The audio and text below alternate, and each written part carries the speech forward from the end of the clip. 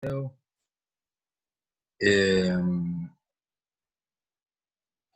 y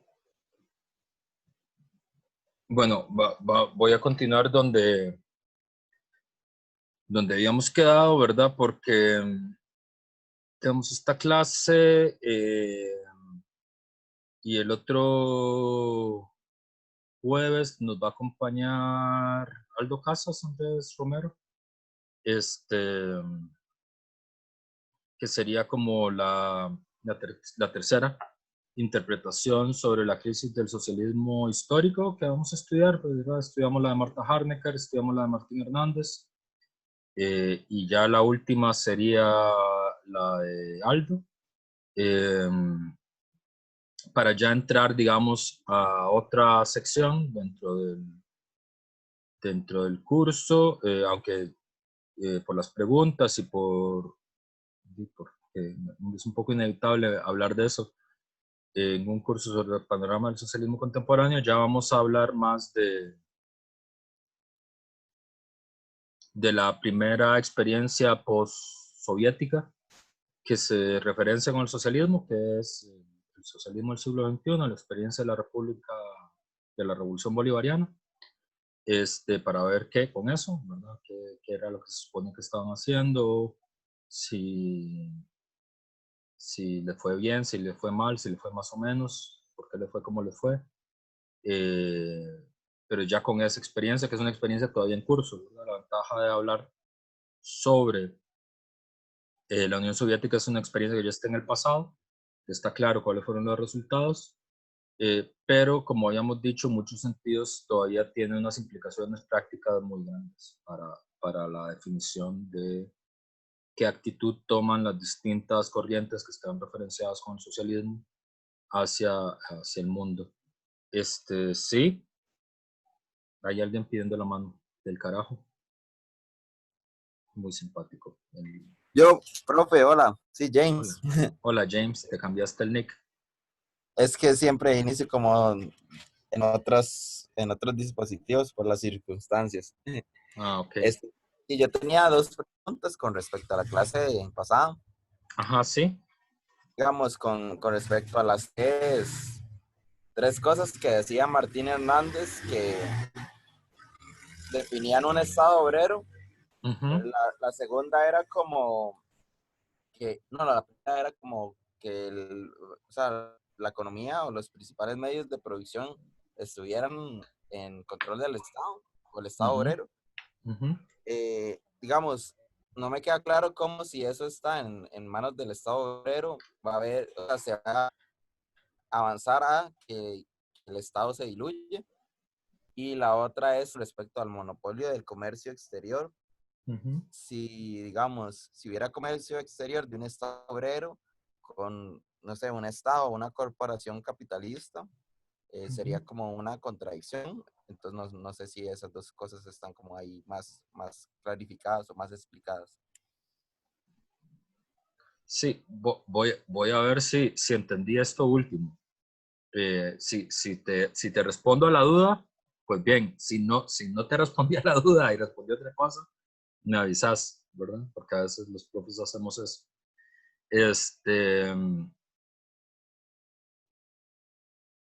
Sí, esa definición de Martín, primero no es de Martín, eso viene de Trotsky, ¿verdad? Eso está en la Revolución Traicionada de Trotsky, y que tiene que ver con estos criterios para definir si la Unión, o sea, está la tradición que sostuvo que la Unión Soviética sí era un Estado socialista y que lo que habían eran desviaciones. Bueno, algunos, los más ortodoxos, decían que no había ninguna desviación. Eso es como, no sé, Arnoldo Ferretto en Costa Rica, sí. Hay otros que decían, bueno, no, sí hay algunas, pero son desviaciones, ¿verdad? Entonces eso se puede corregir.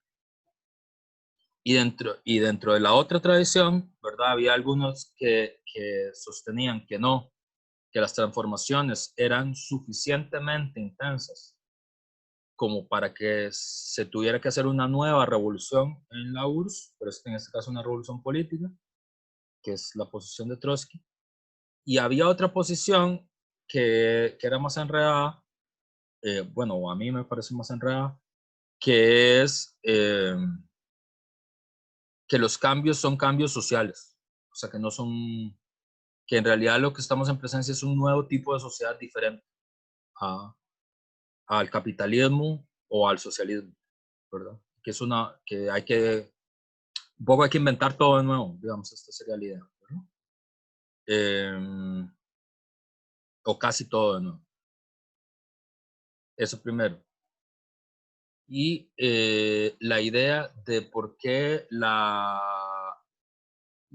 propiedad nacional de los medios de producción iría de la mano de la desaparición del Estado es porque en el modelo clásico de Marx, ¿verdad? Que es el modelo que aparece en la Guerra Civil en Francia, ¿verdad? Y que aparece en Lenin también, en el Estado de la Revolución, la idea es que la propiedad nacional de los principales medios de producción, es decir, de las fábricas, de los bancos, de los comercios, de las tierras, va a ser nacional como primer paso para que luego llegue a una socialización total, ¿verdad? Porque es nacional, pero controlada democráticamente por los organismos obreros, digamos, por los consejos obreros. Entonces, la hipótesis que ellos hacen es la siguiente, que es una hipótesis que está en Marx, que es la forma de Estado común, la forma de Estado soviético, tal como lo escribió Marx y como lo escribió Lenin en el Estado de la Revolución, va a ser que la diferencia entre la política y la economía quede disuelta y que por lo tanto la necesidad del Estado sea superada. Esa es la hipótesis. La hipótesis es, el Estado sirve siempre y cuando haya resistencia de las viejas clases dominantes. En la medida en la que esa resistencia haya sido desaparecida, que no la haya, el poder político ya no tiene, el poder público tiene que perder su carácter político y será sustituido, digamos, la administración, dice Marx en el Manifiesto Comunista, la administración de los hombres será sustituido por la administración de las cosas. Esa es la idea. Es una idea que está en Marx, pero en realidad es una idea socialista muy vieja. Eso también está en Augusto Comte. En Augusto Comte, no, perdón, estoy diciendo mal. Uy, no apunten eso. Eso le provoca acaba de decir una tontería. Eso está en Saint-Simon, no en Augusto Comte. Es que todavía estoy con el cassette de la clase anterior. Por eso fue que se me... Hillary puede dar testimonio, que es el cassette de la clase anterior. En Saint-Simon. Hay una idea como que el desarrollo de la ciencia y la técnica más la democracia directa de los productores tendría que ser suficiente para que el Estado profundo, es decir, la burocracia, los políticos profesionales, la burocracia del ejército, la burocracia policial, no tenga sentido, no tenga necesidad de existir. Esa es la hipótesis. Y la otra cosa, la del monopolio del comercio exterior, ese es uno de los debates menos conocidos de la historia del marxismo y que se da desde muy temprano y yo creo que se le ha dado muy poca atención. Yo creo que una de las cosas más interesantes del libro de Martín es que es de los primeros autores socialistas que le pone atención a ese problema, pero desde muy temprano en la Unión Soviética, que es en ese sentido una experiencia un poco modelo, hay una primera etapa que se llama el periodo de comunismo de guerra, que es como pues, los años 20, 21. Se llama comunismo de guerra y ese de guerra tiene una razón de ser, quiere decir, es comunismo, pero no como el que se quiere, sino forzado por la guerra. Comunismo de guerra. Donde queda abolido el dinero y el mercado y queda racionada toda la producción y el consumo, de hecho. Pero eso es producto de la guerra. Entonces, después de eso queda la nación agotada y hay un proceso de restauración ordenada del capitalismo, ¿verdad? De algunas zonas del capitalismo. Entonces, se restaura el dinero, se restaura el mercado, algunos aspectos del mercado, se restaura el mercado de, de bienes de consumo, pues, digamos, de alimentos y de cosas que se pueden consumir y se pueden usar. Y eso se llama la nueva política económica, ¿verdad? Y hay un momento, el problema es que ese debate queda cortado luego por la lucha entre las distintas facciones bolcheviques que va a terminar con el triunfo de Stalin. Entonces el debate se resolvió no por quién tenía razón, sino por quién tenía más fuerza. Y hay un momento en un debate donde se quiere discutir hasta dónde va a llegar la nueva política económica, o sea, cuáles son los límites de esta cosa a la cual han sido forzados los bolcheviques, ¿verdad? Y ahí hay tres posiciones, ¿verdad? Hay una posición que Stalin no juega ningún papel en ese debate, por cierto. Hay una posición de un bolchevique que se llama Nikolai Bukharin, que es un tipo muy inteligente, que fue muerto también en los campos de concentración en un juicio, en el segundo juicio de Moscú, que es poco leído, y él defiende que en realidad lo del socialismo va a llegar a paso de tortuga, que era como una ilusión, la idea de que se iba a llegar rápido al socialismo, que se tiene que construir el socialismo a paso de tortuga. El primer paso de eso es lograr el enriquecimiento de los campesinos como forma de acumulación de la sociedad, y que por lo tanto hay que permitir que los campesinos intercambien su excedente directamente con el mercado mundial, o sea, que puedan vender sus excedentes con el mercado mundial. Hay otra posición que es la posición de Trotsky, ¿verdad?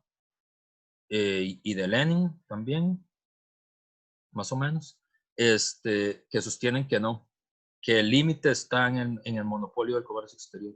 Es decir, que el mercado puede estar momentáneamente restaurado por necesidad, mientras el Estado recupera la capacidad eh, de entregar los bienes de consumo que no puede dar en este momento porque está devastado, ¿verdad? O sea, dándole un tiempo que construya fábricas de alimentos, fábricas de las cosas que ocupa a la gente para vivir, mientras va promoviendo las relaciones socialistas.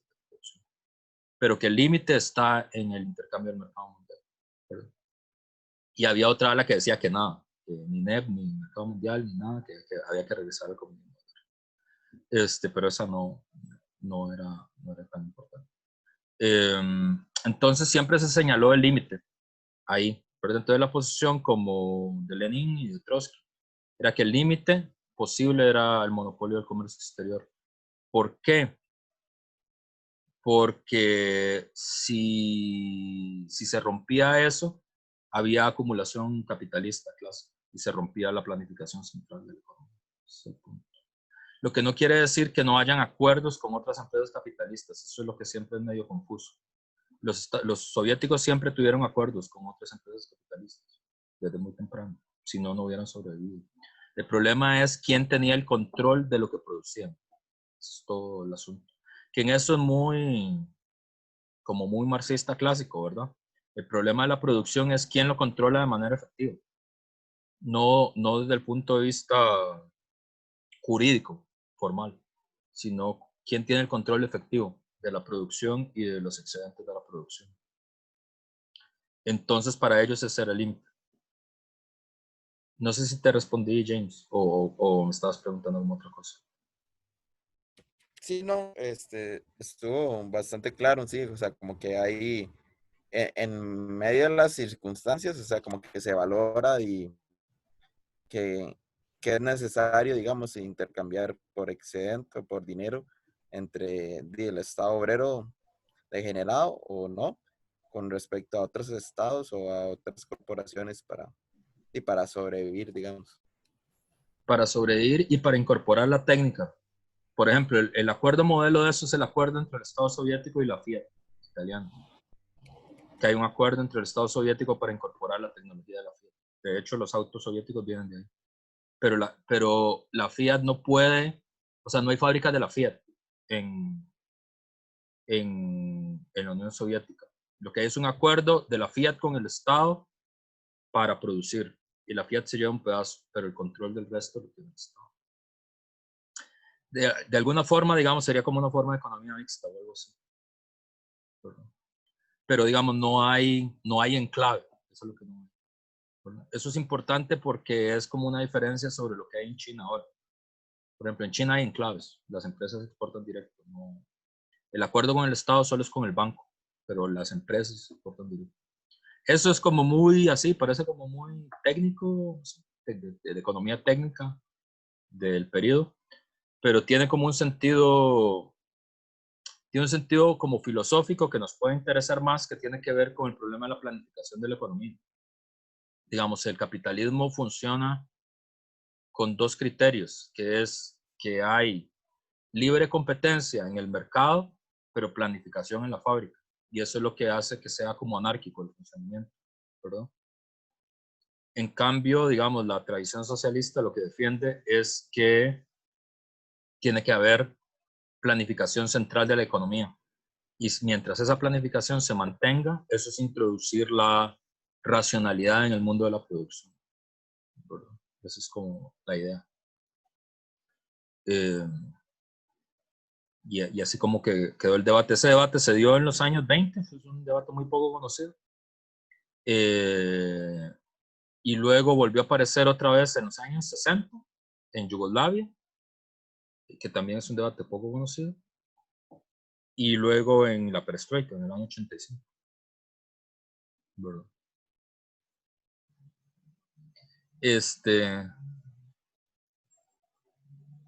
Y, ok, ya. Entonces, salvo que alguien, al igual que James, tenga otra pregunta, voy a exponer lo que hace falta. Bueno, entonces,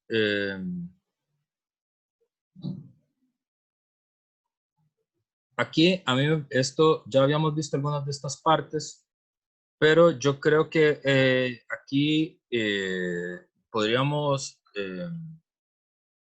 detenernos a hacer una recapitulación que llega hasta nuestros días a propósito del problema que introdujo Isabel Reuber cuando nos acompañó en la clase anterior, que es el problema, digamos, de la burocratización de las organizaciones obreras y de las organizaciones populares, que es un debate viejo, largo, dentro de la historia del marxismo. No está tanto en el marxismo clásico, para Marx no era tan un problema.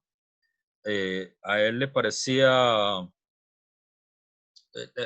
un poco que la autoactividad de la clase obrera y la técnica moderna eran suficientes para vencer, digamos, la burocratización. Pero bueno, esa historia estuvo más complicada, ¿verdad? Hay un elemento que sin duda, y bueno, ese debate, el debate sobre cómo fue que se burocratizó la Unión Soviética y cómo es que se burocratizan las organizaciones obreras o populares en el mundo moderno, es decir, cómo se evita que quienes se supone que están cumpliendo roles de representación terminen representándose a sí mismos, a nadie más, o a sus propios intereses, sigue siendo un debate muy interesante dentro de la tradición socialista, de la tradición materialista histórica. Y yo creo que el repaso sobre la tradición antidefensista nos podía como ayudar, qué sé yo, a recapitular ese debate. Y como a pensarlo. Yo no sé si ustedes saben, pero uno de los que se considera uno de los primeros textos de pensamiento político es un texto encontrado en Egipto, es un papiro, eh, y de lo que trata, se me olvidó el nombre ahora, Libro de los Muertos, no me acuerdo cómo se llama. Ahora se los puedo decir, eso lo vemos en pensamiento político. Sí, básicamente es la carta de un papá a un hijo explicándole por qué tiene que volverse escriba, ¿verdad? Como escriba el rey, ¿verdad? Eh, y eso es muy interesante porque desde muy temprano y producto, digamos, de la escasez en la que vivieron las sociedades la mayor parte del tiempo, hubo un proceso de construcción de una burocracia estatal que está asociada a los sacerdotes o a los eruditos y cuyo eje es que van a abandonar el proceso directo de la producción, ¿verdad? Para cumplir labores espirituales, ¿verdad? Labores religiosas o de educación o eso. Y desde muy temprano va a aparecer este problema que es el problema de la división social del trabajo, que es un problema central dentro de la tradición socialista, ¿verdad? Porque todo el punto es que bajo el capitalismo nosotros consideramos que la división, digamos, sí, bajo el capitalismo, bajo la ideología contemporánea, la idea es que la división funcional del trabajo tiene que ser también una división social del trabajo, ¿verdad? Y por eso hay trabajos que son más pagados y son mejores pagados y otros que son peor pagados, ¿verdad? Entonces, la división funcional del trabajo es en realidad una división social del trabajo, ¿verdad?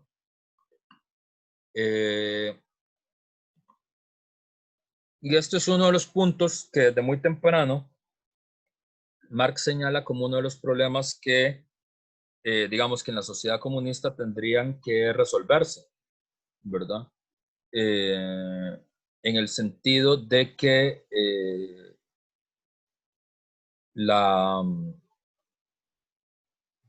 Sí, en el sentido, digamos, de que una de las labores de la sociedad comunista, digamos, sería abolir la división social del trabajo especializado, ¿verdad? Por eso es este fragmento de Marx en Ideología Alemana, donde habla de alguien que puede escribir poesía por la mañana, labrar el campo por la tarde y cazar pescados en la noche sin tener que ser poeta campesino o pescador, ¿verdad?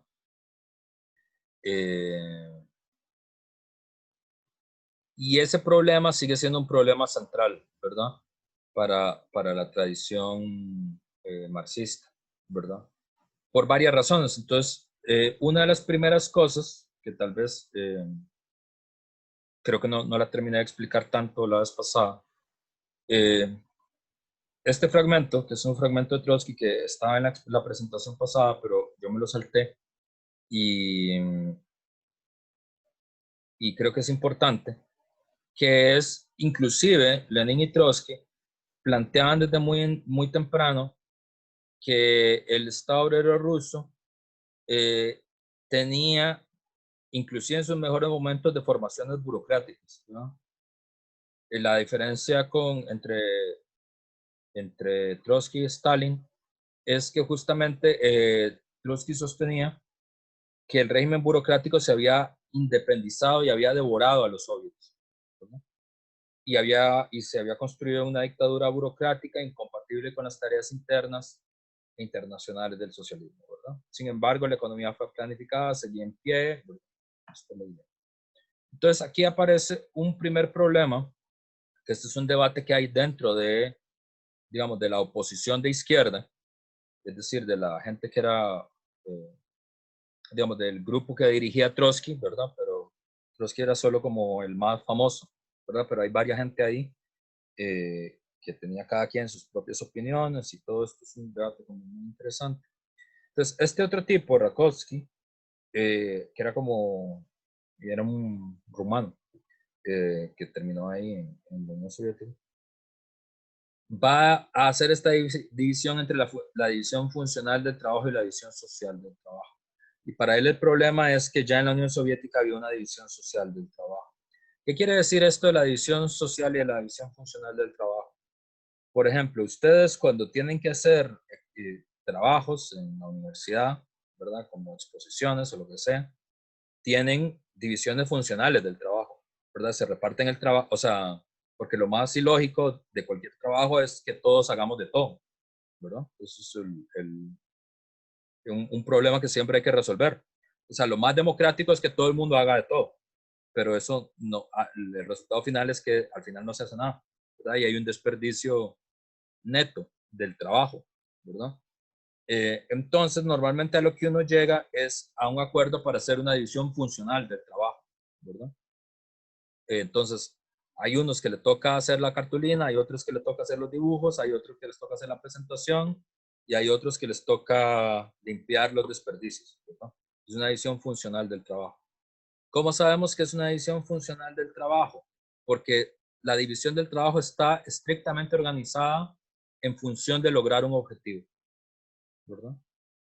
Y dentro, y esta era como la idea original, digamos, de Marx, de Lenin, de Trotsky, que es en las organizaciones obreras y en los estados obreros, lo que hay es una división funcional del trabajo.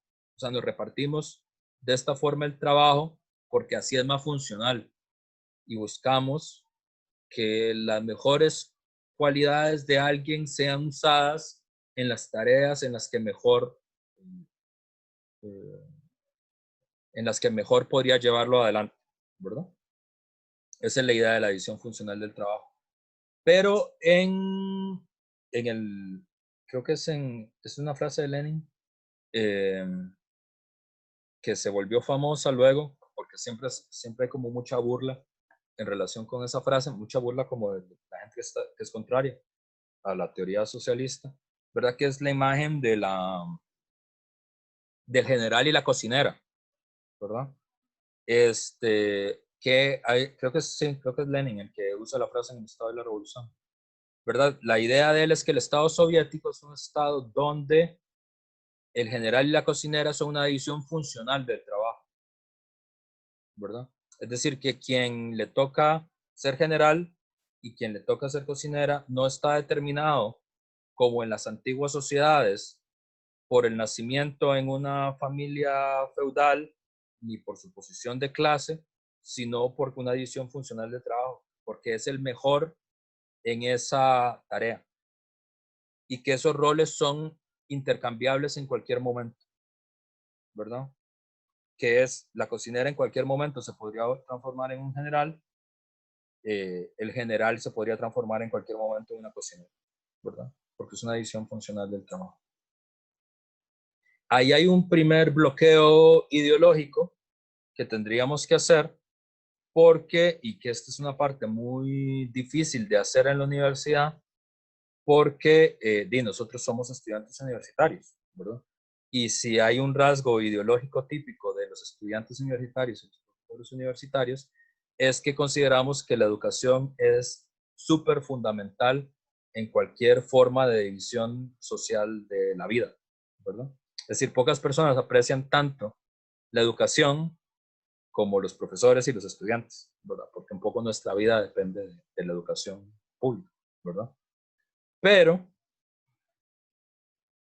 justamente como la educación en nuestra vida, ¿verdad? Hay una tendencia a creer que las divisiones sociales son producto de la educación, ¿verdad? Y que entonces digamos, la universidad tiende a ser como meritocrática en su forma de entender las cosas, ¿verdad? Hay una idea de que la gente que tiene más cosas es porque tiene más méritos, tiene más estudios, tiene más preparación y que por eso es que gana mejor, porque está más preparada, ¿verdad?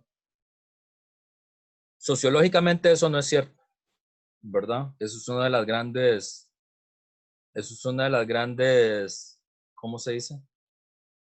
Eh, ¿Cómo se dice? Desplomes ideológicos de uno, ¿verdad? Es una de las cosas que más le cuesta admitir a los profesores, a los estudiantes universitarios, porque en realidad, desde el punto de vista sociológico, la educación, y esto es tal vez una de las cosas más interesantes que tiene el funcionamiento del capitalismo, desde el punto de vista sociológico, la educación pública no, no aliviana el sistema de clases sociales ni la división social del trabajo. De hecho, la refuerza.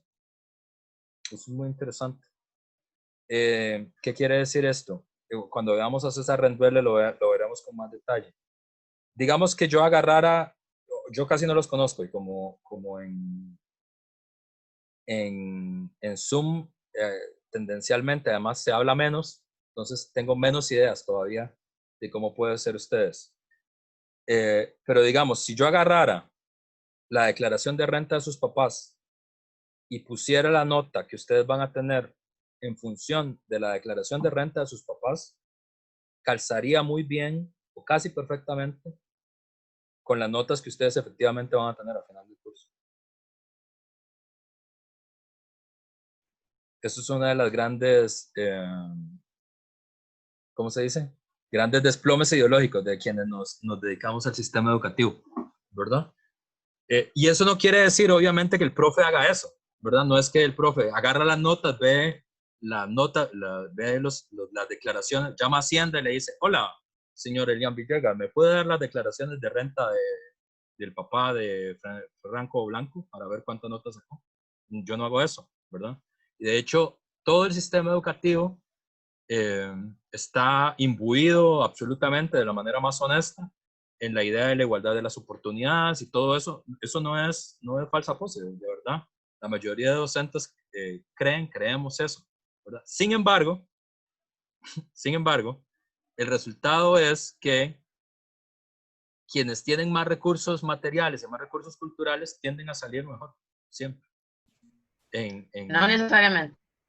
No, estadísticamente es así. Estadísticamente es así, ¿verdad?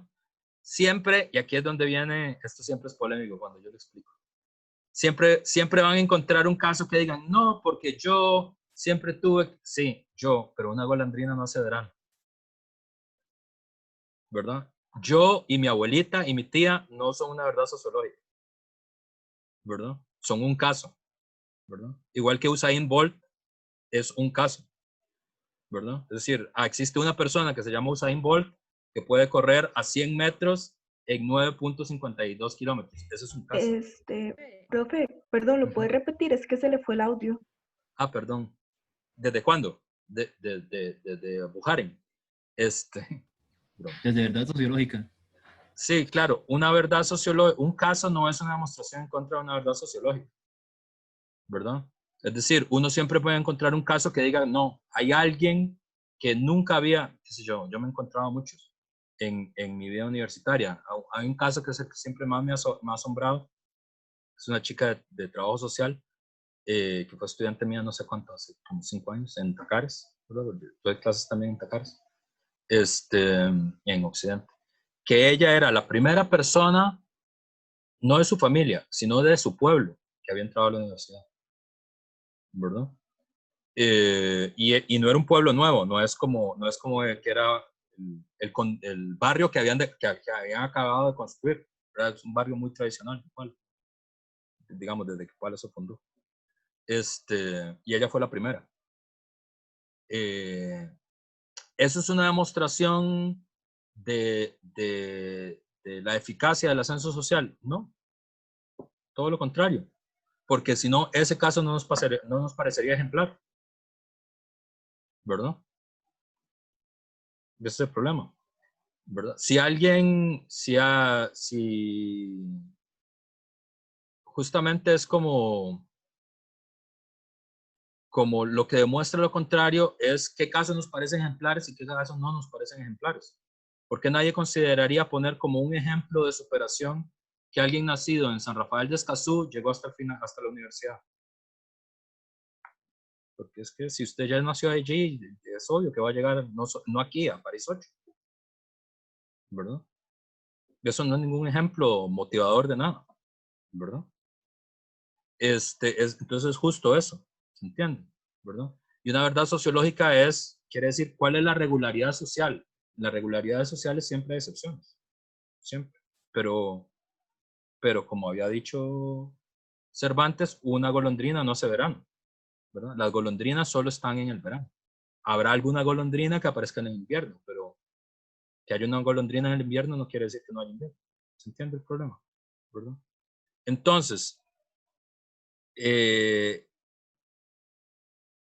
uno de los puntos más interesantes de esta idea del Estado comuna que tiene Marx y que tiene Lenin es que uno de los rasgos más fundamentales de la sociedad clasista es la idea de que quienes gobiernan porque están más preparados, no porque son más ricos, sino porque están más preparados, pues son más inteligentes, ¿verdad?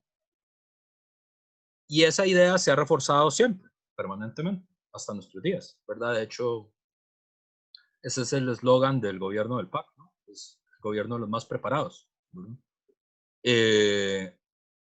Y ahí hay como una inversión en el terreno de la división social del trabajo. La idea es que justamente como la representación política no es un trabajo, cualquiera la puede ejercer, ¿verdad? Y como hay un sistema político construido para evitar que quienes sean representantes se enriquezcan, que tiene que ver con la rotación de los puestos, con el salario igual a un obrero calificado, con la supresión de la diferencia entre el ejecutivo y el legislativo, con la idea de la posibilidad de elegir todos los puestos del Estado, ¿verdad? Que todos los funcionarios son eventualmente elegibles y revocables, que eso es lo que quiere decir el Estado común. Entonces, hay una suposición que es que, por lo tanto, cualquiera podría jugar un puesto de representación, participar de un puesto de representación estatal, estar al frente del Estado, ¿verdad? Por eso es que Lenin hace esta metáfora de la cocinera y el general, ¿verdad? Nosotros solo creemos que la gente más educada son los que son generales y más preparada, ¿verdad? Que históricamente además coincide con la gente más rica, ¿verdad? Es decir, si usted tiene un general en su familia, ¿verdad? O sea, la forma, aquí se nota menos, porque aquí tuvimos el problema que, o sea, porque aquí el Estado Nacional se desboronó y luego se construyó Costa Rica. Pero si ustedes tienen amigos colombianos, por ejemplo, bueno, tienen que tener amigos colombianos, pero ricos, que no es tan fácil tener un amigo rico colombiano. Pero yo durante mucho tiempo trabajé para una familia aristocrática colombiana. Y bueno, no fue tanto tiempo, pero un tiempo largo de mi vida universitaria. Estas familias, una de las formas en las que siempre sacan a relucir su abolengo es que alguno de sus abuelos fue general de la independencia. Si tienen alguna vez, pregúntenme, es muy básico, ¿verdad? Porque, bueno, esta idea, digamos, de que los generales que dirigieron la nación, que dirigieron el Estado, son la gente más preparada, pero también curiosamente son la gente más rica, simultáneamente, ¿verdad? Entonces, una de las primeras dificultades que uno tiene para entender este punto es que a uno le cuesta mucho la idea de que gente que no tiene educación superior, ¿verdad?, pueda dirigir el Estado y lo pueda hacer bien, ¿verdad? Hay algo como en el corazoncito universitario de uno que le dice es que eso no es verdad, eso no puede ser. Porque eso ocupa mucha preparación y mucha educación y no puede ser. No puede ser que una cocinera sea un general, ¿verdad? Y porque aunque no lo crean, ser general ocupa muchos estudios. La gente que hace de general estudia mucho rato. Pero, por ejemplo, justamente la historia de las revoluciones sociales, lo que le ayuda a uno es entender que eso no es verdad. Por ejemplo, ¿quiénes son dos de los que se consideran dos de los mejores militares que ha tenido América Latina? Dos de los militares más talentosos, más inteligentes, más capaces desde el punto de vista militar. Francisco Villa y Emiliano Zapata. ¿Qué eran Francisco Villa y Emiliano Zapata de oficio? Eran the cowboys, digamos, eran los chicos que, o sea, lo que hacían era cuidar caballos, ¿verdad? Bueno, Emiliano Zapata cuidaba caballos, Pancho Villa se los robaba, digamos, era cuatrero, digamos, ese es el oficio conocido que tiene, ¿verdad? Era ladrón de caballos, y luego los entrenaba y los vendía en otro lado, o sea, se los robaba de un lado y los vendía en otro. Y son los dos mejores militares que ha tenido América Latina. Francisco Villa es el único militar latinoamericano que ha invadido los Estados Unidos. No hay otro.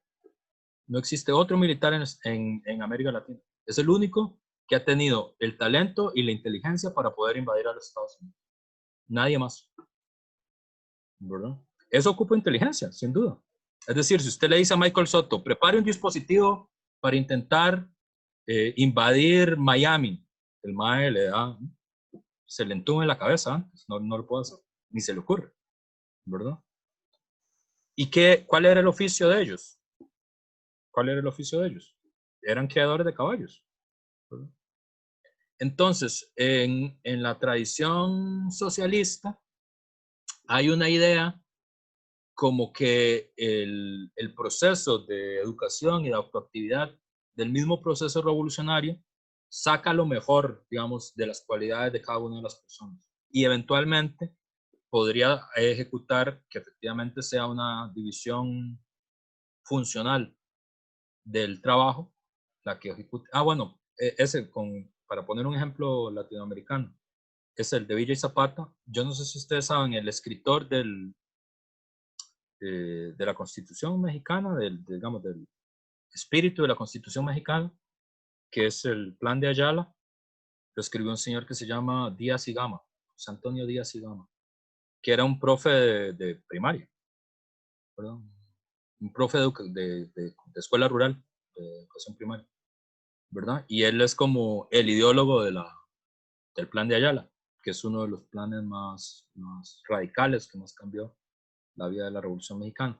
Entonces, digamos, hay muchas historias, digamos, en las transformaciones revolucionarias de gente del común que en las condiciones adecuadas, es decir, si usted saca de la balanza el prestigio, el poder, el dinero, la clase social, pueden ser extraordinarios en lo que hacen, pero no lo han podido hacer porque son pobres. Esa es la única razón, ¿verdad? Porque han estado oprimidos, porque su destino era ser criadores de caballos, no jefes del ejército, ¿verdad? Entonces, ese es el punto ahí. Y siempre esa ha sido un poco como la actitud socialista frente al problema de la división social del trabajo, ¿verdad? Es decir, que con las condiciones adecuadas, personas que uno creería que no pueden dirigir el Estado, lo pueden dirigir, porque no es que no tengan el talento, sino que no tienen el dinero, que es diferente. Y al revés también, quiere decir, no hay malos oficios, digamos, no hay oficios desagradables, ¿verdad? Esa es la otra cosa, como que siempre las tradiciones no socialistas le reclaman a los socialistas, como, pero, sí, es que ¿quién va a querer limpiar los sanitarios? O sea, eso nunca va a poder ser el empleo de alguien, todo el mundo va a querer salir de eso, digamos. Puede ser que sirva para los generales, pero ¿cómo va a servir para crear caballos o para limpiar establos? Y la pregunta es que no, depende. Si usted saca esa variable, habrá gente cuya pasión fundamental sea mejorar hasta las últimas consecuencias la forma en la que se limpia un Estado. Eso está dentro de las posibilidades humanas, ¿verdad? Entonces, ese es un punto que siempre ha sido como muy polémico, ¿verdad? Valentina, tiene la mano levantada. Sí, profe, una pregunta. ¿Usted como hasta qué punto considera que eso es del todo justo? Porque, por ejemplo, veamos a Maduro. Él llegó al poder y él maneja buses. Bueno, manejaba buses. Y llegó al poder y literalmente hizo que el país se redujera a la situación en la que está ahorita. Entonces, yo creo que eso de que cualquiera podría gobernar debería tener como su límite. Sí, la pregunta es, ¿el desastre económico de Maduro es porque es autobusero? Si fuera abogado, no habría sucedido eso.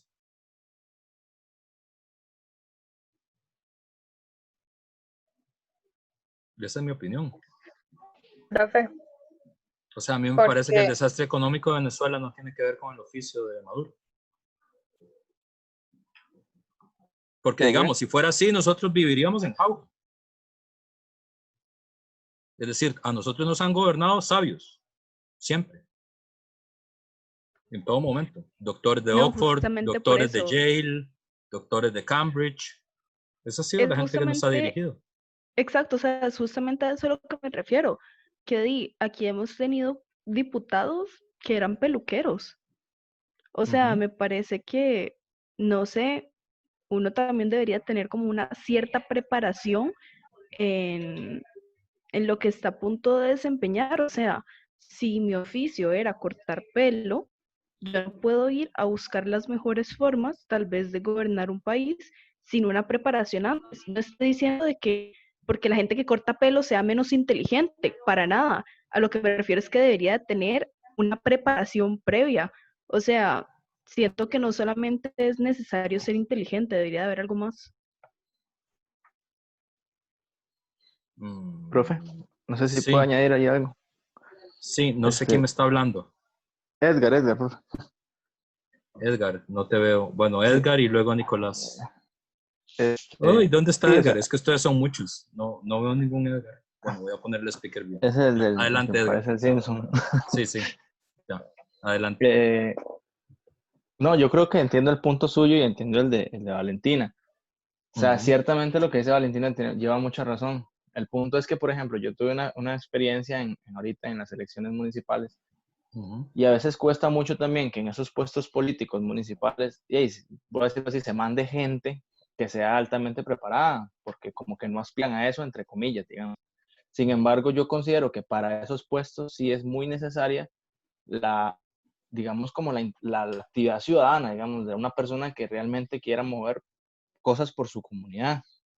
Entonces, si una persona empieza a hacerse, digamos, carrera política desde ese punto, aunque no tenga estudios, pero tiene una carrera política donde ha demostrado capacidad de liderazgo político, etcétera, etcétera, yo creo que podría bien llegar a dirigir un país porque tiene la escuela para hacerlo. El problema es, como dice Valentina, cuando llega alguien que realmente es un neófito político. Es lo ideal, ¿verdad? Es como dice ella, Sí. llega un peluquero a la asamblea y no sabe nada, eso es un problema. Pero si llega una persona que usted es un peluquero, pero tiene una carrera política, qué sé yo, de años, trabajando en sus comunidades, en su cantón, etcétera, etcétera, uno dice, bueno, conoce el asunto. No es un neófito. Entiendo. ¿Ya, Edgar?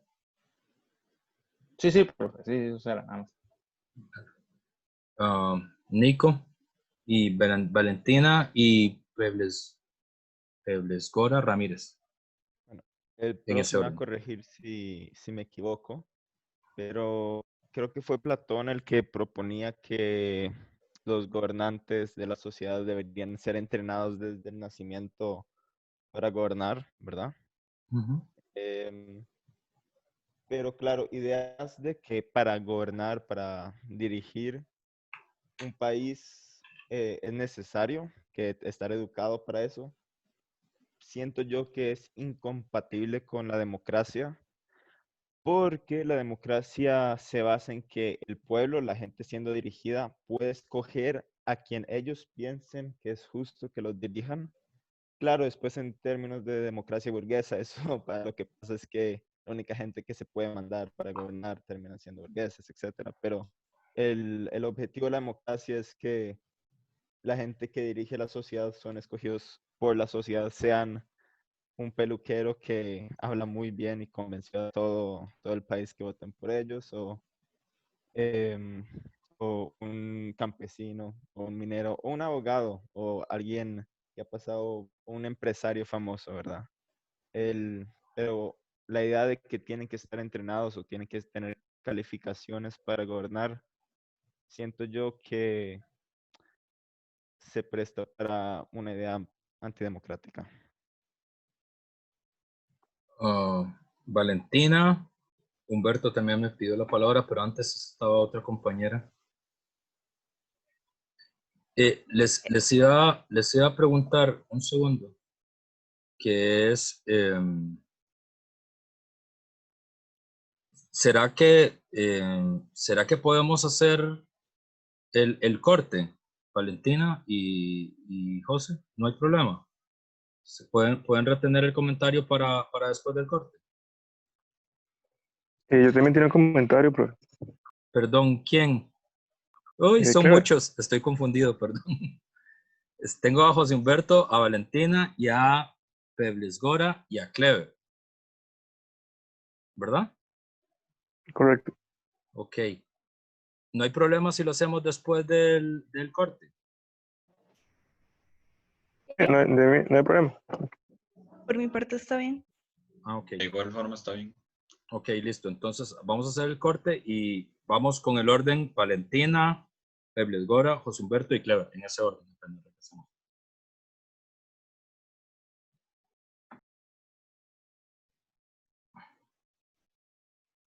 Hola, ya regresé. Entonces teníamos en orden Valentina, Pebles Gora, José Humberto y Clever. Adelante. Bueno, por mi parte, me quería disculpar porque tal vez alguien se pudo tomar como a mal o malinterpretar lo que yo quise decir en un principio. No me refería al hecho de la profesión en sí, sino que al punto al que yo quería llegar. O sea, si una persona quiere ser un cretino y un corrupto, lo puede ser siendo diputado, lo puede ser siendo doctor o médico y lo puede ser incluso siendo peluquero. O sea, ese no es mi punto. El punto es que no considera que sería como más apropiado que si una persona quiere como cambiar de profesión o incidir en el ámbito político, tiene que llevar una preparación, incluso si ya lo eligieron. Ok, se da la democracia y eligen a un médico, por ejemplo, ok, que posterior a la elección, que lleve un proceso de aprendizaje en donde se pueda preparar para esa profesión. Es como si a un abogado que tal vez no sabe absolutamente nada de cocina, lo ponen a ser un chef. Entonces era como, ok, no hay problema con que se cambie de profesión, pero que lleve una preparación para evitar que cometer errores que sean graves o que vayan a perjudicar a alguien. Ese era como mi punto. Okay. Pebles Gora. ¿Lo dije bien? Hola, profe, sí. Bueno, yo soy Verónica, es que a veces me pongo así. Pero Sí, está bien. yo Saben creo que que eso nos confunde mucho a los profes siempre, como ahora no les vemos la cara y no sabemos sus nombres. Todo muy confuso. sí, Pero bueno, no importa. yo es que retomando, bueno, lo que han dicho los compañeros y la compañera Valentina, es que recuerdo que la clase pasada o dos clases anteriores, bueno, precisamente usted nos había hablado sobre eso, como que una cosa es la profesión de cada persona, ¿cierto? Pero eso no necesariamente es vinculante a una experiencia política. Digamos, independientemente si un funcionario público, que ese es el punto, no, es abogado, médico, economista, o bien, si no tiene una carrera universitaria, pues eso no determina que tenga aptitudes de liderazgo de masas, por ejemplo, o de cómo podría mantener el status quo de un país, ¿cierto? Esas habilidades no dependen de la profesión. Y bueno, la compañera puso de ejemplo a Nicolás Maduro, pero bueno, también está Evo Morales, ¿no? Mujica. Ellos no terminaron la secundaria, pero ellos tienen toda una experiencia de vida sindical, ¿cierto? De experiencia política previa y pues que los encaminó hacia esos lugares, hacia ese lugar primordial que sería como la presidencia de un país. Yo creo que también es toda una serie como de circunstancias que se van uniendo y también de un espíritu, ¿no? Siento yo que eso es como también del espíritu individual, pues que tiene cierta persona para tener la capacidad de liderazgo y de echarse al hombro todo un país. Y con respecto al ejemplo de Maduro, pues me parece, no sé, curioso que siempre salgan este tipo de ejemplos y que no se tome de ejemplo otros países como los que mencioné, ¿cierto? Como en el caso de Evo y de Mujica. Y también cuando la compañera lo opina de esa manera, pues queda la sensación de que es que a Maduro lo sacaron del bus y lo pusieron en la presidencia, como si él no hubiese tenido una carrera política previa. Entonces también, y como si el desastre económico ahorita de Venezuela cayera como en la culpabilidad de una sola persona y no de toda una serie de eventos, ¿cierto? Pues que donde sabemos que hay un bloqueo económico de una potencia mundial y que eso evidentemente pues interfiere de manera directa en la economía de un país. Y cuando fue ministro de Relaciones Exteriores, pues de hecho su papel fue súper importante y fundamental para todo lo que hizo Chávez con la UNASUR y la CELAC. Entonces como que también siento yo que pueden ser como comentarios muy apresurados en ese sentido. Y hasta ahí. Gracias, Verónica. José Humberto y Clever. Clever. Sí, no, yo lo que quería aportar era más un ejemplo local, digamos, aquí en Costa Rica, de una persona que fue, digamos, diputado de la República sin tener mayor preparación, previa, digamos, o sea, ni una carrera universitaria, es más, ni una secundaria, creo yo. Un señor, ¿cómo era? Juan Guillermo Brenes, apodado popularmente como Cachimbal, fue un diputado, digamos, de Cartago. El señor era agricultor, digamos, sí, digamos, sabía leer y escribir todo, pero no, digamos, no cursó educación formal. Así que él hizo lo que pudo y, digamos, hasta cierto punto ayudó bastante el desarrollo de Cartago, ayudando a desarrollar una infraestructura de las zonas más, digamos, rurales de la provincia, por decirlo así. E igual, evitó que hicieran un despilfarro gastando en ridiculeces digamos, en la infraestructura del Banco Costarricense cuando todavía existía. O sea, a pesar de que digamos, no era una persona realmente estudiada, él sí sabía lo que estaba haciendo, porque digamos, su intención era legislar para el beneficio de las personas que lo eligieron y que lo pusieron en ese puesto. Entonces, digamos, yo pienso que a la hora de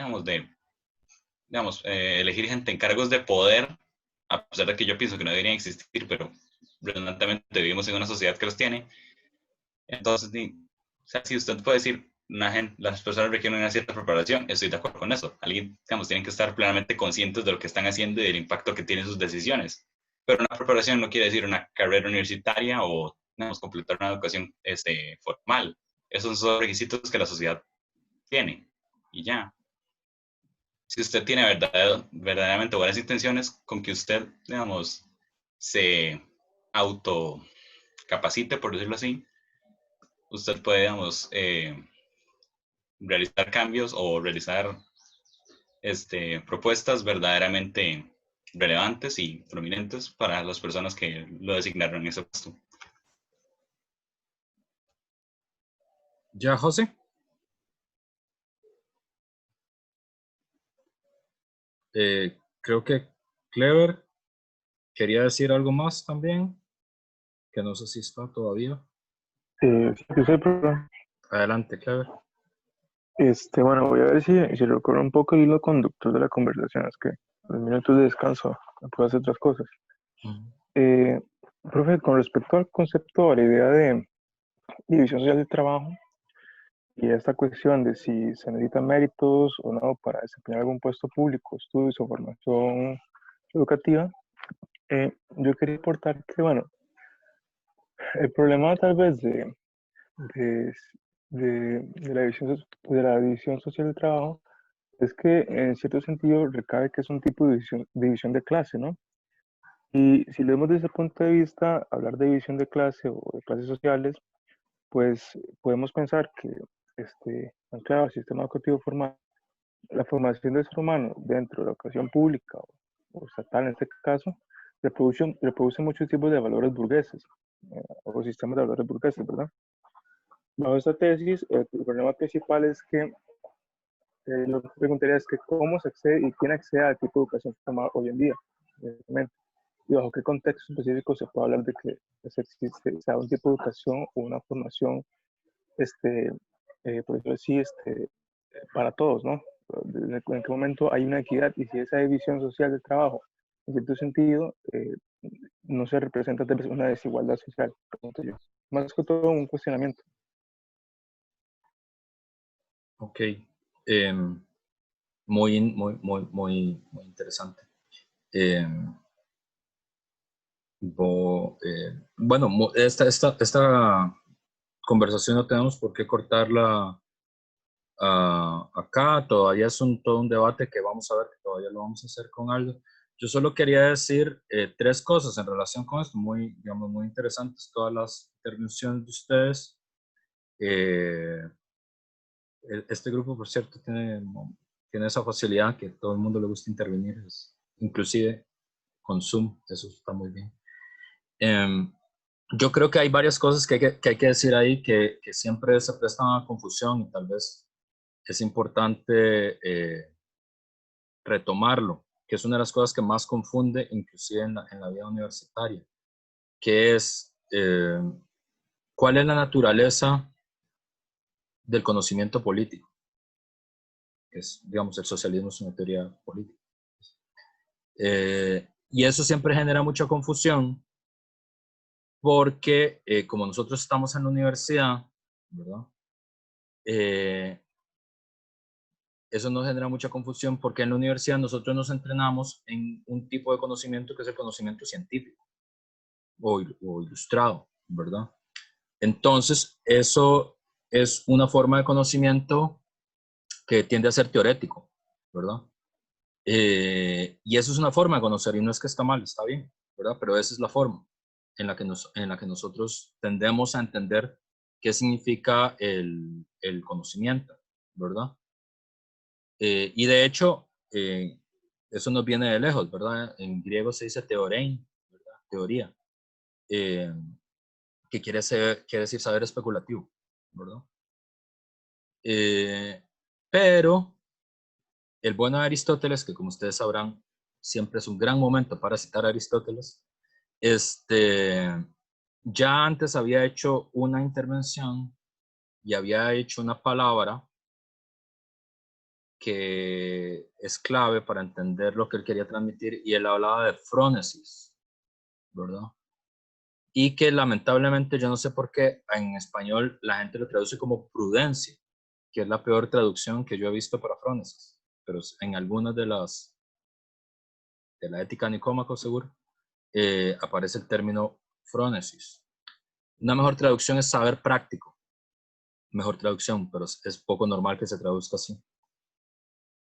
La traducción más precisa sería saber praxeológico, esa sería la mejor traducción para frónesis.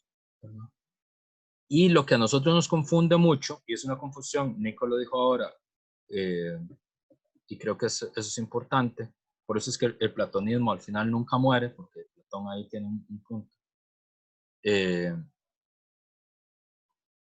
La confusión es que nosotros confundimos el saber teórico, el teorem, ¿verdad? Y la aspiración de Platón era que la ciudad la dirigiera el teorem, el saber teórico.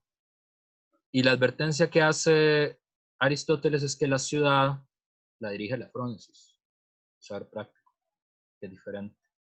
Y ahí el ejemplo que yo siempre pongo, porque lo que a nosotros nos confunde mucho, quiero decir, la gente que tenemos educación universitaria, es que creemos que la política es como la odontología, o como la medicina, o como el derecho, ¿verdad? Que son como las carreras que uno estudia, ¿verdad? Como hay una facultad de ciencias políticas, eso genera mucha confusión, ¿verdad? Pero en realidad la política no se parece a la odontología, a la medicina o al derecho. ¿A qué se parece la política? ¿A qué se parece el saber de la política? El saber de la política se parece a la cocina, se parece al deporte competitivo, se parece a la crianza de los hijos. Ese es el tipo de conocimiento al que se parece a la política y eso genera mucha confusión. Y eso es lo que el tipo de saberes que Aristóteles le decía frónesis, saberes prácticos. ¿Por qué? Porque es un saber que es riguroso, no es que no sea riguroso, es un saber riguroso, ¿verdad? Pero no es riguroso como es riguroso la odontología, o la medicina, o el derecho, es otra forma de rigor. Y, bueno, Valentina nos puso una cosa más para el debate. Pero justo iba a referirme sobre eso, Valentina, que es lo siguiente, que es la cocina necesita necesariamente de estudios universitarios para poder ejercitarse. Y la respuesta es no. El deporte competitivo necesita necesariamente de estudios universitarios para poder ejercitarse. No, tampoco. Pero no quiere decir que no tenga un conocimiento propio, riguroso, que hay que adquirir y que hay que conocer. Es diferente, eso es lo que es confuso, ¿verdad? Es decir, todos hemos tenido la experiencia de tener que ir a la casa de alguien que no sabe cocinar y eso es perfectamente conocible. Usted llega y usted dice, esta persona no sabe cocinar, no tiene idea qué está haciendo y esto es un desastre, ¿verdad? Entonces, hay una confusión. ¿Por qué? Aunque usted haya leído la biografía completa de Anthony Bourdain y haya escrito 10 ensayos sobre la vida de Anthony Bourdain y 2 sobre la vida de tía Florita, eso no quiere decir que usted sea un buen cocinero. Eso quiere decir que usted sabe mucho de historia de la cocina, ¿verdad? Y que tiene artículos publicados sobre historia de la cocina. La cocina como tal es un conocimiento que es riguroso, que usted no sabe, tiene que aprenderlo. Hay criterios para saber que usted está aprendiendo. Usted puede ver la evolución de las personas, no es que lo mismo al principio que al final. Es decir, usted puede ver cuando alguien está aprendiendo a cocinar. Pero aquí viene la diferencia. Ese saber no es teórico. Usted puede usar la teoría y le cae bien, no le cae mal. Le cae bien saber la historia de la cocina, le cae bien saber la historia del deporte, le cae bien, es decir, qué sé yo, es que yo si voy a usar a los héroes futbolísticos de mi época, entonces comentario del señor mayor a continuación, ¿verdad? Es decir, si Alonso Solís además supiera física y de movimiento físico, Saprissa sería campeón de por vida, ¿verdad? Es decir, a como jugaba ese muchacho, y si además tuviera conocimientos de cómo funciona la física de los balones, no nos hubieran derrotado nunca, ¿verdad? Obviamente no sabía nada de física, lo que sabía era patear la bola, y eso lo sabía hacer bien. Y usted podía ver la evolución de su conocimiento y podía ver que lo sabía hacer, pero, y aquí viene la otra cosa que es muy interesante de la frónesis, que es, la frónesis es un conocimiento que siempre tiene que estar actualizado. ¿Qué quiere decir eso? Que usted cocinó una vez bien una cocina. Eso no quiere decir que a la vez siguiente le va a quedar bien. Y no quiere decir que porque usted cocinó bien un plato, el próximo lo va a lograr hacer bien en otras circunstancias. O sea que si le quitan la salsa Lizano, usted va a lograr hacer de todas formas el gallo pinto, ¿verdad? Y en eso se parece mucho a la política. O sea, por eso es que ahí Aristóteles y Maquiavelo la pegan, ¿verdad? O sea, como se dan cuenta que lo que genera confusión es que la política es un saber que no es un saber ilustrado, no es un saber especulativo, no es un saber teorético, ¿verdad? Sino que es un saber práctico. Y la única forma de demostrar que usted lo tiene es haciendo cosas, ejecutándolo, ¿verdad? Igual que la única forma de demostrar que usted sabe jugar fútbol es jugando al fútbol y haciéndolo bien. Y la única forma en la que usted puede demostrar que usted sabe esgrima es ir, ponerse el uniforme y ganar el torneo. No hay otra forma. Digamos, si a ustedes les gusta el esgrima, no pueden escribir 20 razones por las cuales yo debería ser el campeón de esgrima. No se puede hacer eso. Digamos, nadie se lo va a... Y llega ahí a la Federación de Esgrima y dice, aquí está el ensayo mejor razonado con citas de Aristóteles y Platón de por qué yo debería ser el campeón nacional de esgrima. Nadie va a aceptar eso, ¿verdad? Usted tiene que ir y ganarlo, la única forma. Y cada partido que usted gana no quiere decir que el próximo lo vaya a ganar, ¿verdad? Cada partido usted tiene que demostrar que usted es el mejor, ¿verdad? Y a veces no lo logra. Entonces, es un saber que tiene que estar siempre actualizado en todo momento, cada rato. Y la política se parece mucho a eso. Se parece a la esgrima, se parece a... De hecho, bueno, una de las grandes metáforas de un pensador socialista, de Antonio Gramsci, hablando de Maquiavelo, del príncipe, que lo compara mucho con Lenin, él, por cierto, dice, claro, la cosa es que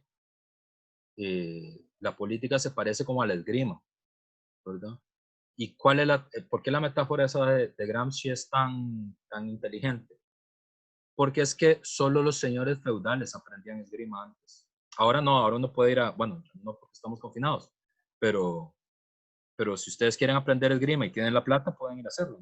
No es como que sea imposible hacerlo. Pero antes, digamos, en el siglo XVI, solo los señores de las grandes familias sabían esgrima y solo ellos la aprendían. ¿Y qué es lo que le ganó a Maquiavelo la acusación de ser inmoral, ¿verdad? Se la ganó que él le enseñó esgrima a gente que no debería saber esgrima. O sea, que le enseñó cómo es que funciona la política y decirle, vean, es mentira que hay que ser rico, ni un gran señor, ni una persona súper estudiada, ni hay que venir de las grandes familias de Roma para aprender a hacer esto. Esto se hace así, se hace de esta forma. Estas son las lógicas, esto funciona así, igual que el esgrima. Entonces, claro, si alguien se gana su vida a partir de lo que gane ganando las peleas de esgrima, no le va a parecer bien que alguien ande contando cómo es que se pelea, cómo es que se aprende a luchar esgrima. Lo que más le conviene es que nadie sepa, solo él, a pelear esgrima, ¿verdad? Entonces aquí viene la segunda cosa que tiene que ver con eso. La política es un saber especial y eso nos tiende a confundir mucho. Y normalmente las clases dominantes tienen su propio sistema que viene de la familia hasta el INCAE para educar a la gente que va a estar al frente de su estado.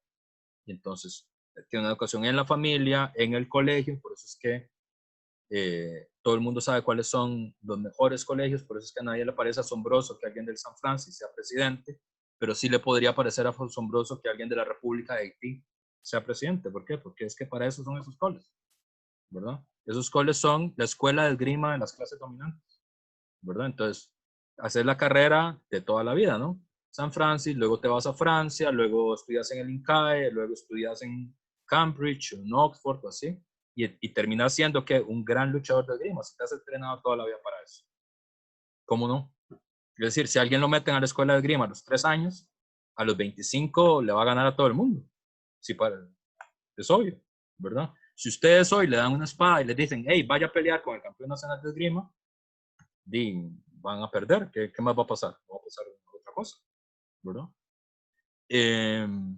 Y si además toda su familia apuesta por ustedes que van a ganar el campeonato de esgrima, La primera vez que agarran la espada, ¿qué va a pasar? Van a arruinar a su familia. Todos los ahorros de la abuelita se van a ir apostándoles a ustedes, ¿no?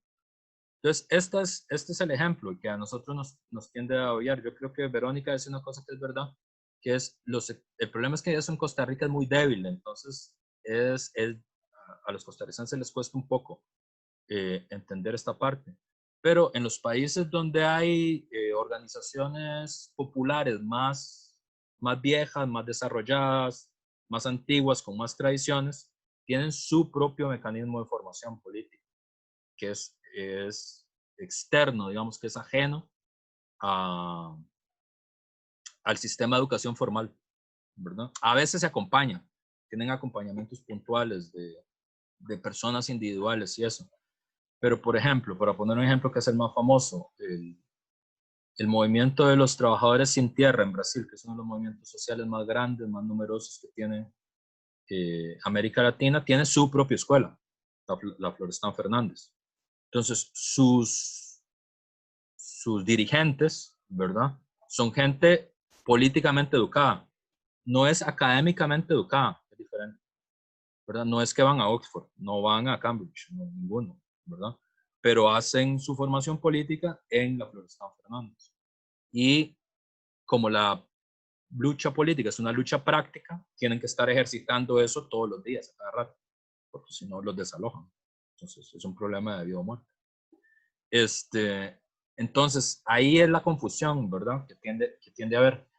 En general, digamos, como la ideología dominante, lo que dice es que uno tiene que hacer el tránsito formativo, digamos, que las clases dominantes han diseñado sobre quiénes son capaces y quiénes no son capaces de dirigir el Estado, ¿verdad?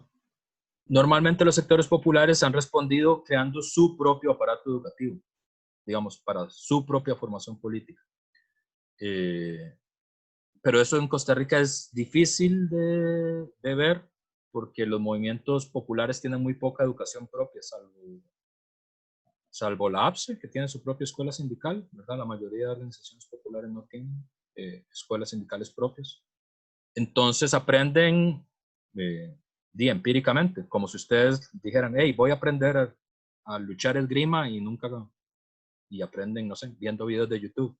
Es decir, puede ser que a alguno les salga bien, pero lo más probable es que la mayoría lo hagan muy mal, ¿verdad? Y cuando llegue la hora de pelear por el dinero de la abuelita, van a perder. Este es el punto que es medio confuso, ¿verdad?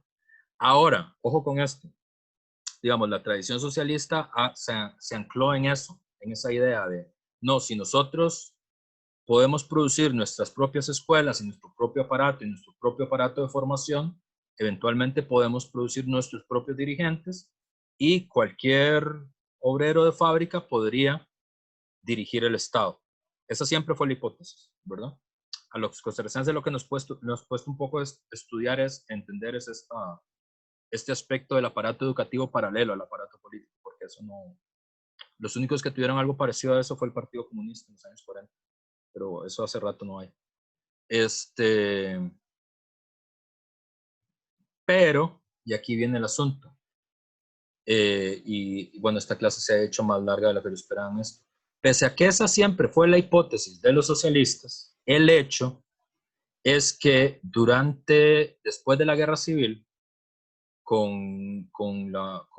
inclusive durante la guerra civil, ¿verdad? Con el país devastado, los soviéticos tuvieron que recurrir al personal político tradicional.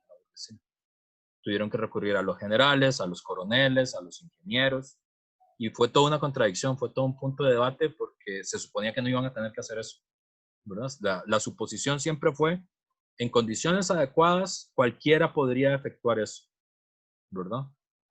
Ahora, ¿qué pasa cuando no hay condiciones adecuadas? ¿Qué pasa cuando hay urgencia y necesidad?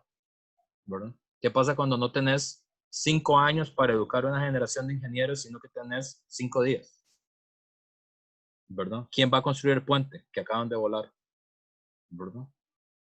Y el problema es que esa educación solo la tenían, digamos, las viejas clases dominantes. Eso generó mucho debate dentro de...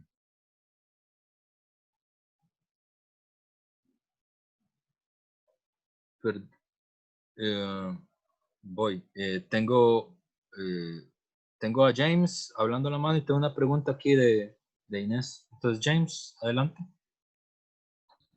Profe, sí, digamos, yo lo que quería comentar es como, no sé, creo que el año pasado surgió como esta discusión de si era bueno que en la asamblea se hicieran como comisiones para investigar ciertas, no sé, como presunciones de delito. Y todo el mundo decía como, sí, sí, sí, eso es lo mejor, no sé qué. Y yo como, pero es que la asamblea es para que hagan leyes. O sea, eso es lo que ellos hacen. Y realmente para hacer leyes usted no necesita ninguna educación porque lo que usted diga se va a convertir en ley. O sea, no digo que eso esté bueno o sea malo.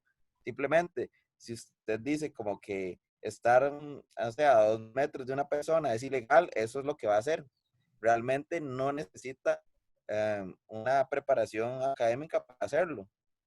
Otra cosa es como que si usted conoce las necesidades del pueblo, ok, podría ser una ley que se adecue a las necesidades del pueblo, pero para eso usted no necesita educación formal, ni un cartón, ni un postdoctorado. O sea, para ser político dentro de la democracia burguesa, usted no necesita ninguna formación. Simplemente lo que necesitaría es saber qué es lo que necesita el pueblo para hacer las leyes que necesita el pueblo. No necesita ir a estudiar leyes o ir a estudiar filosofía o ir a estudiar ciencias políticas o ir a estudiar ciencias sociales. O sea, eso es irrelevante, digamos. O sea, podría ser un adicional, pero realmente no lo necesita. Otra cosa es que siempre se escojan personas que están en función de la UCAEP, pero realmente a mí me parece que para ser político o político burócrata, usted no necesita ninguna formación académica. Sí, bueno, era un poco el asunto este. Bueno, este debate, profe, me pregunto Inés, ¿usted cree que haya en realidad una intención de mantener ignorante al pueblo y que haya una intención de cortar oportunidades? Este problema de la educación y el conocimiento es un problema muy interesante porque, a ver, porque en los viejos sistemas de dominación, en las dominaciones no capitalistas anteriores, era muy claro que había una relación entre educación y clase. Y eso, digamos, era transparentísimo, ¿verdad? Digamos, los esclavos no pueden aprender a leer, punto. Y, digamos, ahí no había ninguna ilusión, ni ninguna mediación, ¿verdad? O sea, eso es conocido del mundo griego y del mundo y de la esclavitud africana, ¿no? Del sistema de esclavitud que se impuso en América. Era muy sencillo. Los esclavos no saben leer, punto. Y el que le intenta enseñar va preso, ¿verdad? Entonces ahí no había ninguna ilusión que hacerse, ¿verdad? Era muy transparente. Por eso es que ese pasaje de Platón, tan maltratado en la vida, hay un pedacito del corazón del profe que es platonista, pero no lo cuenta mucho. ¿Verdad? Cuando Platón en el Gorgias le enseña a un esclavo cómo funciona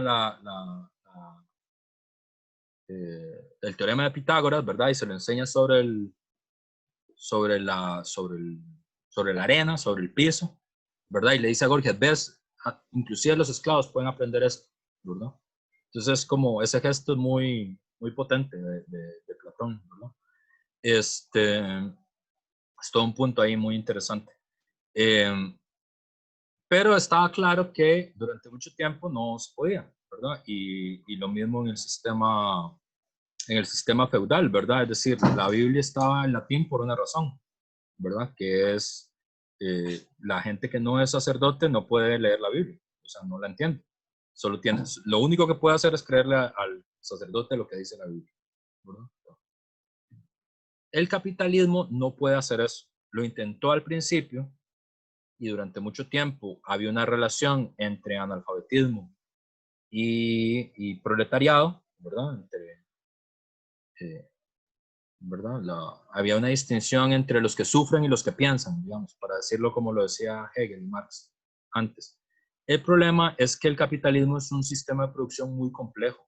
No es como el esclavismo y no es como el sistema feudal. Entonces, no puede, es un sistema muy complejo y además es uno de los pocos sistemas donde la innovación tecnológica le da ventajas competitivas a los miembros de la clase dominante, ¿verdad?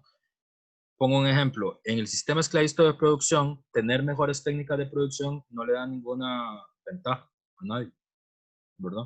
¿Por qué? Porque lo que hace la diferencia es cuántos esclavos tenés, ¿verdad? Es decir, ¿quiénes son los esclavistas más exitosos? Y los que tienen más esclavos. O sea, si usted tiene 100, si usted tiene uno, ¿verdad? Es un blanco pobre, según la definición que había en el siglo XIX en el sur de Estados Unidos. Que eso se ve retratado en Lo que el viento se llevó, gran novela. Y si usted tiene 100, entonces es de clase media. Y si usted tiene 2000, es uno de los grandes terratenientes. Pero la producción de algodón nunca se mejoró, nunca se innovó. No había ninguna necesidad de tener mejores telares, ni mejores fábricas, ni mejores cortadoras. De hecho, en general, los terratenientes blancos del sur estaban en contra de innovar tecnológicamente, porque lo que creían era que los esclavos iban a romper todo, eran demasiado tontos y iban a romper las cosas. Entonces, digamos, los peores animales, los peores arados, las peores herramientas, porque al final todo se sustituía con fuerza bruta, no había ninguna razón para innovar tecnológicamente, ¿verdad? Lo mismo con los señores feudales. Los señores feudales, algunas innovaciones tecnológicas introducían, sobre todo las suntuosas, ¿verdad? Es decir, las grandes innovaciones tecnológicas del medievo son las que servían para producir objetos suntuosos, como la cerveza, una de las grandes innovaciones tecnológicas, y el vino del siglo XIV. ¿Por qué? Porque las clases dominantes, eso estaba muy bien, lo del vino y la cerveza. O la charcutería, esa es otra gran innovación del siglo XIV, ¿verdad? O sea, aprender a hacer jamones y todo ese tipo de cosas, todo muy rico. O las conservas también, ¿verdad? Es otra cosa que le debemos al medioevo. Pero eran sobre todo objetos suntuosos, ¿verdad? Para las clases dominantes. En cambio, bajo el capitalismo, la innovación tecnológica y el conocimiento son muy importantes en la competencia con otros capitalistas, ¿verdad? Entonces, no pueden, tienen ahí como una combinación entre que no pueden mantener a su propia clase obrera sometida siempre a la ignorancia y al látigo y al desconocimiento. Tienen que darle conocimientos porque ocupan que la gente sea inteligente, que si se va a arruinar la fábrica, si se va a arruinar la máquina, digan, hey, eso no debería estar pasando, esa hora se va a arruinar, ¿verdad? Alguien tiene que repararla, o puede repararla él mismo y tomar la iniciativa de repararla. Digamos, todo eso es parte de lo que el capitalismo necesita. Entonces, mezclado con la demanda de los sectores populares por educación, que es una demanda histórica que siempre ha existido, que es una demanda que viene de la lucha antiesclavista. También el capitalismo necesita como una clase obrera inteligente, como despierta, como que pueda seguir órdenes, que pueda entender órdenes, que pueda innovar, que le pueda decir a la gente, hey, eso que estamos haciendo es una tontería, deberíamos hacerlo de esta forma, porque así nos vamos a cortar la mano todos, ¿no?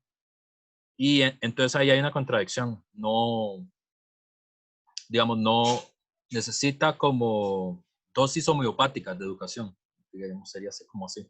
Se necesita un cierto nivel, pero no tanto tampoco, pero no se puede mantener en absoluta ignorancia la gente tampoco. Entonces hay como como una situación ahí de estira y encoge, ¿verdad? Por eso es que por eso hay tanta lucha y tanta crisis por lo del sistema educativo, ¿verdad? Porque en principio lo más fácil, digamos, la versión más fácil sería, no le vamos a pagar a nadie educación pública ni nada y que cada quien se pague la educación que pueda. El problema es que eso, desde el punto de vista del mismo sistema capitalista, no tiene sentido porque, no sé, la gente se pasa cortando las manos o lastimándose o arruinando todo, arruinando máquinas que son carísimas, digamos, porque no pueden leer las instrucciones. Entonces, eso tampoco. Entonces hay siempre un estira y encoge, un va y viene. Entonces hay un cierto nivel de educación que es permitido, siempre y cuando, y esta es la clave, siempre y cuando sean debidamente transmitidos los valores ideológicos del sistema. Por eso es que en el sistema educativo es tan importante simultáneamente matemáticas como educación cívica, ¿verdad? Es decir, aprender a sumar y a restar y a calcular y aprender a ser un buen ciudadano que respete las leyes, que todo esto, ¿verdad? Eso es igual de importante. De hecho, uno lo aprende junto. No sé si se acuerdan, en el kinder uno aprende igual el kinder que a sumar. Uno lo aprende en el mismo momento, ¿verdad? Y sí, a partir de ahí para arriba hay un proceso de selección de clase en el sistema educativo que es muy en contra de lo que nosotros desearíamos que fuera, obviamente. Se puede ver con mucha claridad, ¿verdad? Entonces, hay un primer sedazo muy grande en séptimo grado, ¿verdad? Y hay todo un sector de jóvenes que va a caer a la esfera directa de la producción en forma de obreros agrícolas o ese tipo de cosas. Hay una segunda sedazo como en noveno grado, hay otro sedazo en quinto, y luego está el sistema universitario que tiene su propio sistema de sedazo. Entonces, por eso es que no puede ser nada más, o sea, no puede ser conocimiento universal, público, al servicio de todos, no, bajo el capitalismo. Y, Es como y la siento tensión. yo que es un falso empoderamiento, creo yo, porque yo trabajé mucho tiempo en call centers y lo vi. ¿Cómo así, perdón? Yo trabajé mucho tiempo en call centers y vi que Ujú. también uno vive un falso empoderamiento, porque le hacen creer a uno que porque habla inglés y tiene acceso a una computadora ya es parte de un nivel más alto social, cuando en realidad está pegado a una máquina 8 horas con un cable de 1,20 m de teléfono y no puede ir al baño cuando quiera. Entonces, Bueno, ves, pero ese es un muy buen ejemplo, digamos. Eso es una cosa que es súper necesaria en el sistema de producción moderno, porque si no, no hay distribución de los materiales, no hay forma de coordinar una producción que es global. Pero eso, usted ocupa un rato para aprenderlo. No es como que tiene 3 días para aprender eso. Necesitas una educación social que permita que eso suceda, ¿verdad? Entonces es como eso, es como un estira y encoge. Y no solamente eso, ahora que la compañera mencionaba justo lo del call center, la sociedad le hace creer a las personas que por estudiar cierta carrera uno es mejor que otro. Y no hay mejor ejemplo que el call center. Usted en el call center se encuentra cualquier cantidad de carreras. Es como todas las carreras juntas están en el call center, desde médicos, profesores, abogados, todos están en el call center. Porque al fin y al cabo, creo que no importa qué tan estudiado sea usted, si el mercado usted en ese momento no lo necesita, lo va a desechar. A usted lo desechan como si fuera cualquier otra pieza de un rompecabezas. ¿Y en dónde termina? Entonces, al fin y al cabo, todo esto es como una idea o una ilusión que le hace creer a la gente, que le dicen, cuando usted sea médico, sea abogado, usted va a tener esta plaza, y después el día de mañana, cuando tiene su título en la mano, usted puede llegar y cubrirse de eso con la lluvia, porque si no hay trabajo, usted, y bueno, toda la ilusión que le plantearon se va borrando junto con la lluvia que se lo está llevando a usted. Bueno, sí. Sí, ese es uno de los problemas, digamos, de la determinación del mercado laboral por la vía de la oferta y la demanda. Digamos, eso es uno de los puntos que se supone que la planificación económica tendría que resolver, en teoría. No, pero parece que sí lo resuelve. Tiene otros problemas, pero bueno. Tengo a Nico y a José Humberto y tengo 1 minuto para terminar la clase. Así que Nico y José. No, antes, pero después, pensé mejor. Solo iba a comentar eso de la educación que se nos brinda solo para ser una pieza en el sistema capitalista. Y como mencionó la compañera en el call center se encuentran todas las profesiones, y porque el mercado en ese momento no ocupa más médicos, pero como podemos ver, el mercado y la necesidad humana no son lo mismo, porque si vivíamos en una sociedad donde se intenta elevar a las personas, se intenta mantener a todo el mundo saludable y educado y feliz, tendríamos aún más profesores y tendríamos más médicos y más. O sea, hay trabajo, pero hay trabajo que... Ay, va, sorry. Por ejemplo, todos los huecos en las calles y hay trabajo que se puede hacer, pero porque el mercado decide que ahorita no necesita constructores, no se arreglan todos esos huecos en las calles. Muy bien. Se supone que ese es el punto de la planificación central. José, ya para concluir, last but not least. No, uno, para comentar lo que dijo Inés, eso es lo que se llama la alienación, creo yo. Que digamos que usted le venden el cuento de que usted va a ser doña toda, o sea, el falso empoderamiento, básicamente. O sea, usted no es como el resto de ellos, usted es diferente, esa vara. Y lo otro, por ejemplo, el modelo perfecto, digamos, de escupir mano de obra a la calle, las universidades privadas en ingenierías. Porque ¿qué es lo que está pidiendo el mercado ahorita a gritos? Ingenierías por todo lado. Entonces, una universidad privada que no enseña humanidades y por lo tanto, pensamiento, digamos, lo que imparte es el pensamiento dominante, ¿qué va a hacer? Va a soltar un montón de ingenieros que creen que el sistema está bien como está y que creen que ellos son parte de la élite por ser de una universidad privada, un título de ingeniería, y que tienen una carrera garantizada que paga bien. Cuando en realidad son solo más que peones del tablero y ya. No tienen mayor relevancia a diferencia de cualquiera. Bueno,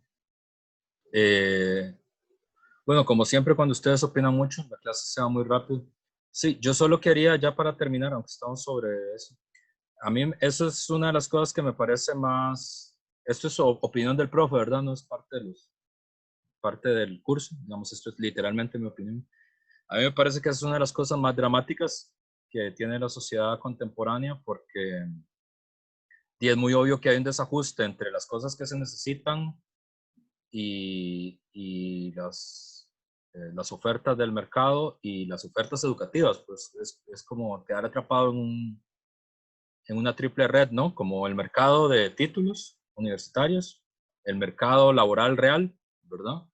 Y bueno, y tus deseos de querer ser algo, que tendría que ser lo principal, ¿no? El deseo de realizarse en algo que uno le parece que uno tiene talento y gusto y deseos de ser en su vida, ¿verdad? Y esa triple tela es terrible, ¿verdad? Porque inclusive, digamos, a mí en esta crisis como que me llamó mucho la atención eso, ¿verdad? Porque, por ejemplo, con las carreras de medicina, durante mucho tiempo se hizo eso, ¿no? Hay como una máquina de profesionales de medicina que era muy rentable desde el punto de vista de la enseñanza privada. Pero al final eso no tenía ninguna coordinación con el sistema de salud real del país, ni con la necesidad del país. Y entonces cuando vino una crisis sanitaria de verdad, el tipo de personal de salud que necesitábamos para enfrentar la crisis no era el que había. Había una sobreoferta digamos, de médicos generales, que está bien, que tampoco está mal. El país podría necesitar más médicos generales, pero los que necesitábamos no estaban. Entonces se repite mucho eso no, es que no hay suficientes internistas, no hay suficientes camilleros, no hay suficientes. Y la pregunta que uno se hace es cómo no va a haber suficientes. Si es obvio que tendrían que tenerlo. Pero parecía como que el mercado de títulos no se inclinaba por ese lado, ¿no? Se inclinaba por el de médico general. Y es absurdo. O sea, es absurdo para los chicos, es absurdo para la sociedad, es absurdo para las necesidades sociales, ¿verdad? Es decir, y no creo que también haya que ser un genio de ciencia de cohetes como para poder decir, vean, parece que lo que más ocupamos es esto. O vean, de eso no ocupamos tanto, deberíamos regular más, digamos, que tantas de esos oficios necesitamos realmente. Pero bueno, esta es mi opinión, es una de las cosas más, y menos tematizadas, por cierto, se discute muy poco eso, y a mí me parece lamentable que se discuta muy poco. Bueno, son las 3:01, es hora de almorzar. Muchas gracias, estuvo muy interactivo. La otra clase tenemos clase con Aldo, con Andrés primero.